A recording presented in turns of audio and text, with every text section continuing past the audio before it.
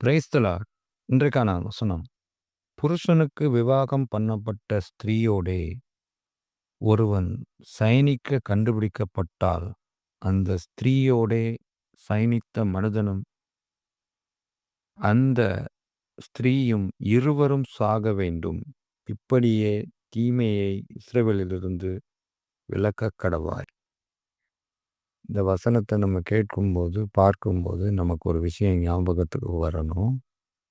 அந்த பாவியாகிய ஸ்திரீ, கையும் மெய்யுமாய் பிடிக்கப்பட்ட அந்த பாவியான ஸ்திரீ, அந்த ஸ்திரீயை சுட்டு அழைச்சிட்டு வராங்கல்ல, நாங்கள் விபச்சாரத்தில் கையும் மெய்யுமா பிடிச்சிருக்கோம், இவ்வளோ பாவம் பண்ணியிருக்கா, மோசேயின் நியாயப்பிரமாணத்தின்படி கல்லெறிந்து கொல்லணும் அப்படின்னு.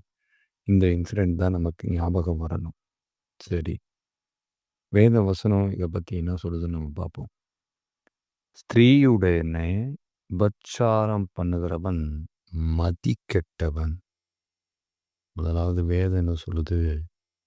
ஸ்திரீயுடன் பச்சாரம் பண்ணுகிறவன் மதிக்கெட்டவன், அவன் மூடன், அவன் முட்டாள் அப்படின்னு சொல்லுது.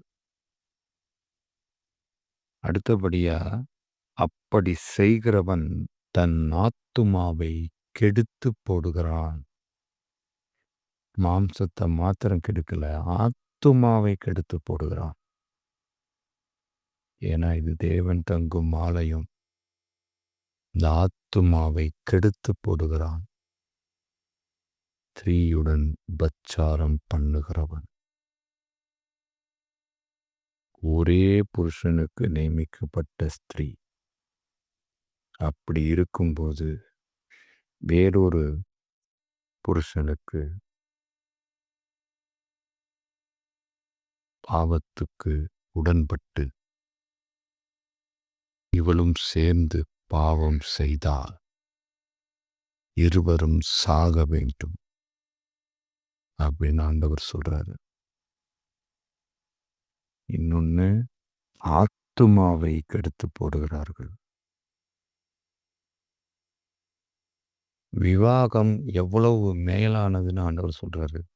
விவாகம் யாவருக்குள்ளும் கனமுள்ளதாயும், முதலாவது அது கனம் உள்ளது. ஒரு திருமண உறவு கனமுள்ள ஒன்று. விவாக மஞ்சம் அசூசிப்படாததுமாய் இருப்பதாக. அது ஒரு நாளும் அசூசிப்படாது, அது அசுத்தமாகாது, அது பாவமாகாது. வேசி கல்லறையும் பச்சாரக்காரரையும் தேவன் நியாயம் தீர்ப்பார். இப்படிப்பட்ட விவாகத்தை, இப்படிப்பட்ட விவாக மஞ்சத்தை யார் வேசித்தனம் பண்ணுகிறார்களோ, யார் பச்சாரம் பண்ணுகிறார்களோ, அவர்களை தேவன் நியாயம் தீர்ப்பார். சரி, ஆண்டவர் இதிலிருந்து சொல்ல வர வேண்டிய விஷயம் என்ன? அவர் என்ன சொல்றாரு?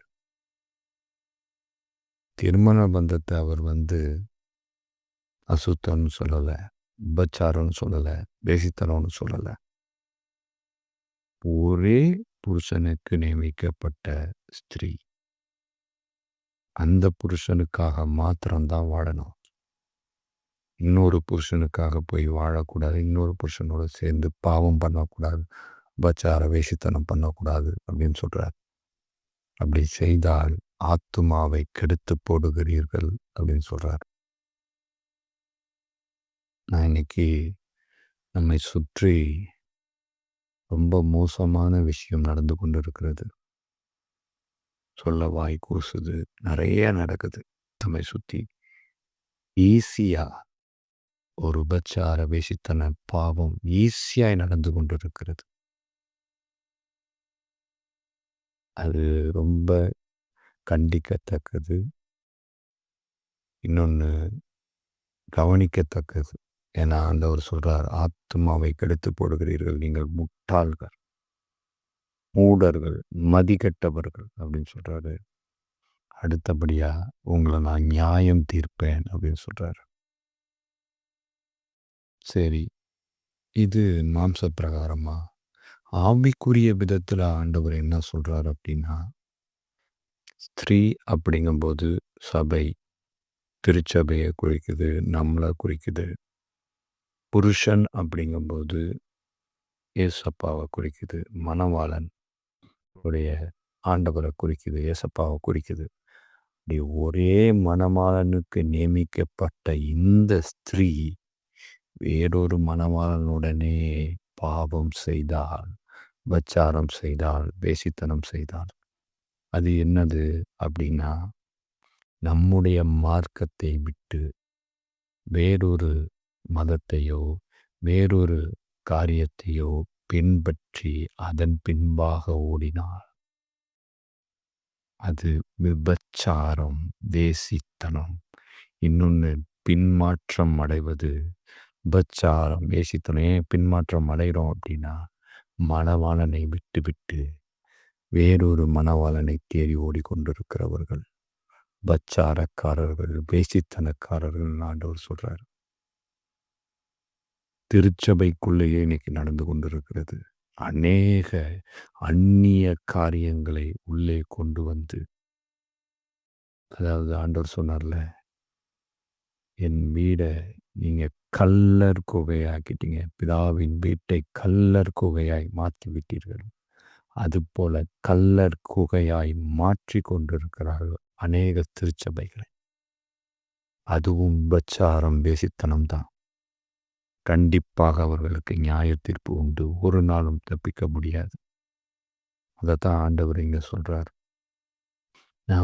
நமக்கு நியமிக்கப்பட்ட ஒரே புருஷன் மணவாளன் இயேசு கிறிஸ்து. அவருக்காக மாத்திரம்தான் நாம வாழணும்.